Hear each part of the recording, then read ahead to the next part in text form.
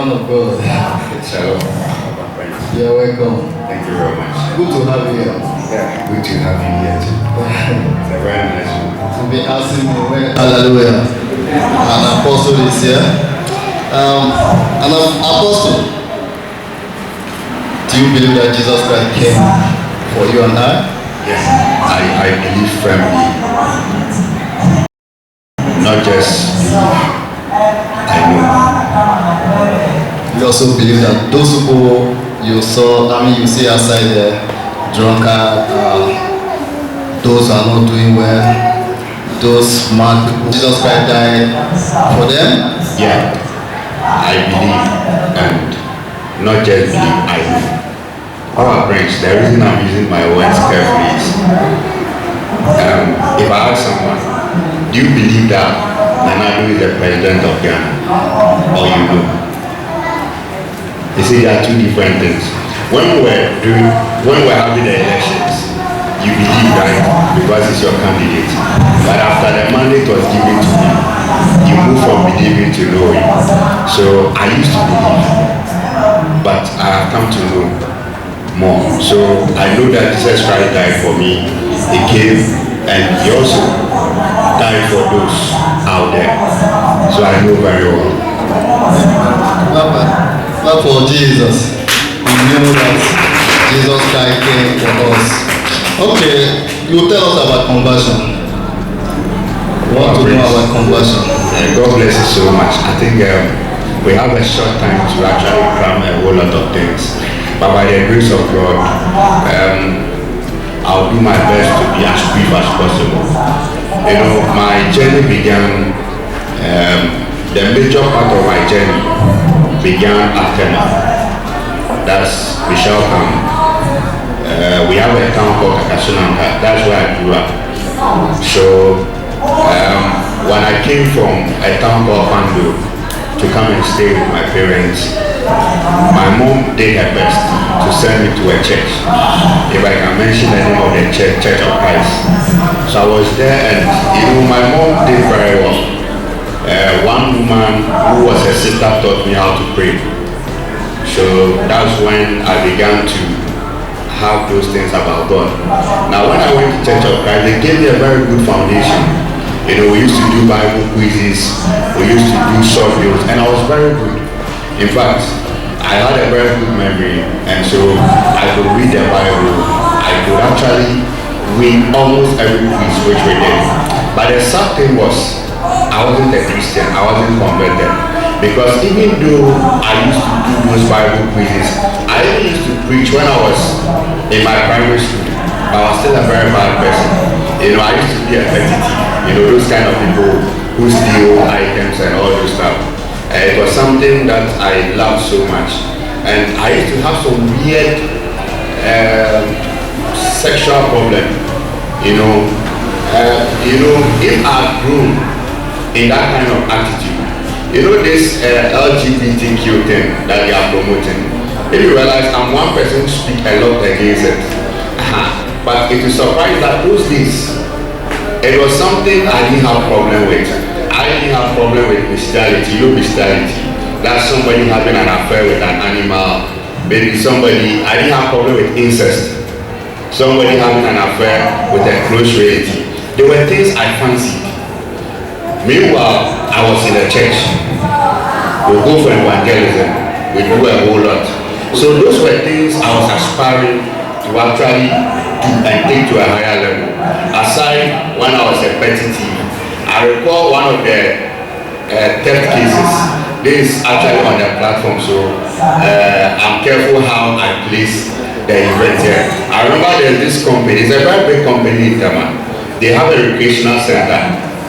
Okay, if your dad is working there, you have a chance to go there with your card. Your dad will actually write a letter and you go and take some food items. Then it will be subtracted from your dad's salary. When my dad stopped working with that company, that is when I got to know that this package was there. And I was a smart guy by then. So I was like, no, I still need to enjoy that food. So what I did was I went there with my card. This is a big company. I went there with my card. And the man bounced me, said, your dad is no longer working. And those days, you are bouncing me. No, it doesn't work. So I went, re-strategized, wrote a letter, and brought it to, there were two places, one at the top, one at the south. Let's say north and south. So I went to the man at the south with a letter, and this is what I did. It was as if my dad was not wrote the letter, so I showed the letter to him to pretend as if he's the one, so that the man will read it, and I succeeded. And from then, almost every time I was going there, we'll go and carry food out, go with my boys, we'll go and eat, and so forth. So one day I went there, it was my birthday. Those times we wanted to do some small women issues. I mean, I was young by then, I was in JHS. So there was this lady I developed a feeling for. She was in my church. So I'll go there, I'll go to her house, do a small party for them, then with a stolen food. Every time we'll be doing some party and all those stuff. And the lady was like, so you had money like that, and you could just imagine them. So one day it was my birthday, and I decided to go with some of my mate colleagues. So I carried them to the place. Then I stopped using my ID card. I was using my dad's ID card now. Then I presented my dad's ID card. Then all of a sudden, somebody looked at the card and told them that this guy's father has stopped working there longer, and that they were in the same department. Come and see. I said, no, my dad is working there. They said, no. Then they took me to the manager. And you see, I was a very confident guy. Very quiet, but confident. So when I went, the manager said, is your dad? I said, yes, my dad is working there. Even when my dad was going to work, he wore ash top and ash down. Those of you who, you can get a clue to the company I'm talking about. He used to be one of the biggest company in Ghana. Okay, then the manager looked at me with my demeanor, then he said, no, this guy, your dad is working there. So tomorrow, when you are coming, bring your dad. But this time, because it's your birthday, and we can't give you food, we will give you money, so that you will bring your dad to confirm. And Papaaprince, from that day, the place was close to my school. If this is the place, if I'm going to school, I'll make sure I go and pass a place where I'll be on traceable. So it was on and on. Then one day, we're about to write PC. This is the climax. I'll leave a whole lot of details out. This is a sad story, but I think it is good for those here. And I'm happy that my men of God are also here. Something happened. Those times I used to play this jackpot. I think it's popular now. Jackpots, game and all those stuff.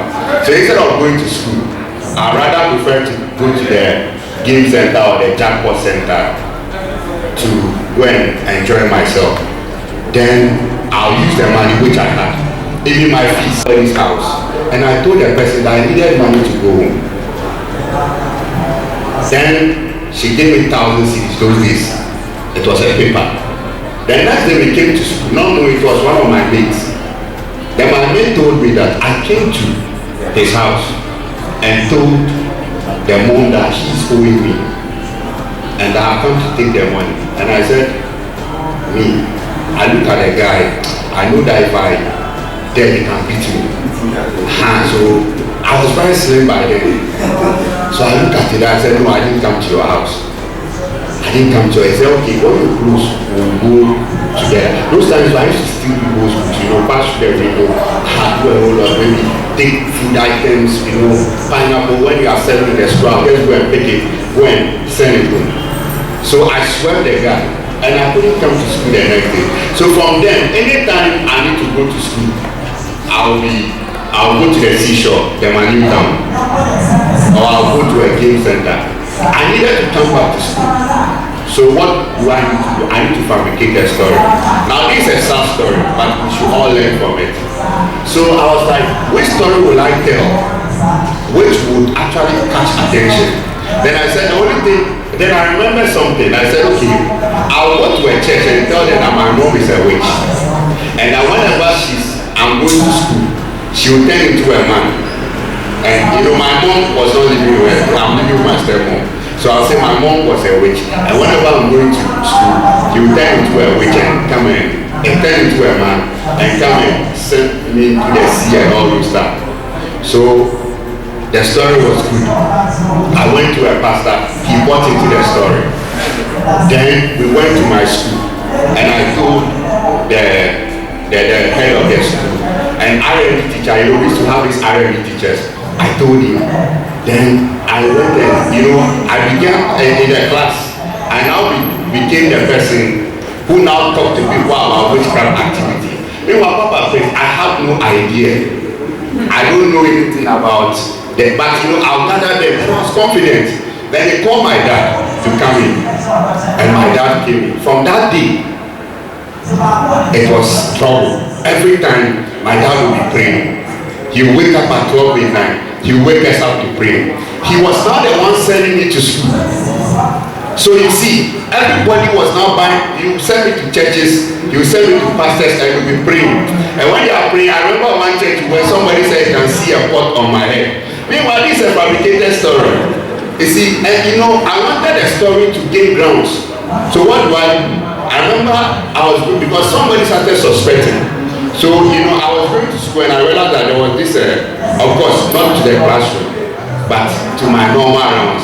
I was the only person who didn't have midterms. Technically the school have midterms, but me, no. I always go to school. So I remember when I was going, I saw this, the feathers of certain animal. I think it was a guinea fowl. Then I saw an old bone. Then I saw some beads and so forth. Then I mixed it up. Then I brought it. Then I told them that this is what they said I should eat, and I'll become a wizard. And that day, you could just imagine fireworks, the prayer to burn that thing. And one teacher who was a doubter, he said, this one here, it is feeling. You understand? So I remember the story was going on to an extent that I started believing the story myself. I was looking for advantage. I remember one of my uncles, their leg he was having pains in the leg. So I told them that we use the leg to play golf at the witchcraft camp. Everything was an opportunity. And remember, I was still there, people still see me as a good person because I look so innocent. I was very good at faking these documents. I was small by then, but how to find my way around things. So the story went and went and went, coupled with the sexual stuff. Though I didn't go so much into women and all those stuff, there were things I was planning to do. I attended Adisadel College. When I was going to Adisadel, my main aim, so parents listen, very, very careful. It's a single sex school. My main aim was when I get to Adisadel College, I'll become a gay. By me, mine was I wanted to do all. Animal, women, men, anything. Once the thing can go somewhere. So this was my plan. Then one day I was walking on the road and I was going. Then all of a sudden I felt that my heart had changed. And it's like all of a sudden there have been a kind of transformation which I can't explain. Because Papaaprince, those days my dad, when he will go to church, he will give me the offering to go and put inside the box for him. You could just imagine. You are giving a hungry lion a meat. I'll go with some of the church boys who go and blow it. So all of a sudden I had a thing, then I moved forward. Then all of a sudden, I heard a voice who told me that I shouldn't worry about women because he has prepared somebody down for me. So in 2003, after I completed JHS, just some few months to go to SHS, that's when his conversion began. So on the road, now instead of seeing me doing bad things, I now became somebody. Every time you hear me singing loudly, you hear me singing loudly on the road, going and all those stuff. And somebody who planned to become a gay in Adisadel. Do you remember that okay, those people who listened to me and attended Adisabel College will remember this. I was the first Form 1 boy, according to their history, to preach openly to the school. Instead of now thinking of becoming an evil person, I now started planning how to preach the gospel. So when I went there, they were asking for talent. What I did was, I chose to preach. And they brought me before the whole school and I started preaching. And from that time, in fact, I was taking the school back. I began to take the school back from a Form 1 boy, very confident, precise. And because I had a good Bible background, you know, I could mix it up and teach a lot. So this is just a little about my conversion. Hallelujah. Wow, for Jesus. Man, this is very heavy. Interesting. Hallelujah. You see, one thing I want to say is testimony is allowed to copy. You can photocopy a testimony, okay? Because somebody's testimony can be yours and it can save you. So you can photocopy somebody's testimony. Maybe you are passing through what the person had just testified. God bless you. A man of God, have you heard about conversion? How do you differentiate the voice of God and other voices that make you hear from God that truly you are being called? Okay, so as I said, my calling began from the road. I was touched, my heart changed, and I heard a voice. Now, I didn't know much about this prophetic and all those stuff. I remember the first time I saw a vision, a clear vision, was when I was after JHS. That was 2003. It happened, I think, 2 days. What I saw. So you realize that I began to move into a realm of dreaming, where you see a whole lot of things and you will see them come to pass. And then you will see some visions. And it was after, I think, 2006. That's when somebody told me that one gentleman, Jonathan, when I was in SS, he was a bad boy. Well, I'll say he wasn't into Christianity that much. He used to come and listen to me a lot. Because almost every prep I'll go and preach to people, you know, the students. So when he completed SS, he converted. Then he now began to teach me about the prophetic gift. Meanwhile, I had manifested some of these things, seen things that have come to pass, even about when we were living in, certain things that will happen. Okay, so I trusted the voice that converted me. Because just imagine I was not married. When I went to SS, because of the way I was preaching, even in the university, people felt I would be a celibate. Because imagine somebody who used to have problems, and all of a sudden you switch and you become somebody who wants to focus on God. So when this voice converted me, that's when the dream began to come concerning. In my dream, we've had encountered before. I've met Satan. Okay, I've met him before. I've met Jesus Christ and I've met angels. Okay, and when you meet these people, you are aware that this is God, this is Satan, this is Jesus, this is an angel. Okay, so it was so clear. Now concerning my call, it was 2012. So 2003, 2006, I was in SS. 2007, I came to Kofori, I was in all nations. And 2011, I went to Papaaprince to do my national service. Then in 2012, I wanted to go and preach in a certain church. Then the pastor asked me, what is your call? And I told him that some say I'm an evangelist, some say I'm a teacher, and some say I'm a prophet. Then he asked me, he gave me an assignment to know who I am. So I remember it was in October, right? October 10th, 2012. That is when I saw myself in a vision. I was in prayer because I was expecting a visitation on the 6th of October. On the 6th of October. So in this visitation, I saw that there were offices. like prophets, pastors, teachers, evangelists. And all of a sudden, I walked into an office and there were apostles there. Now,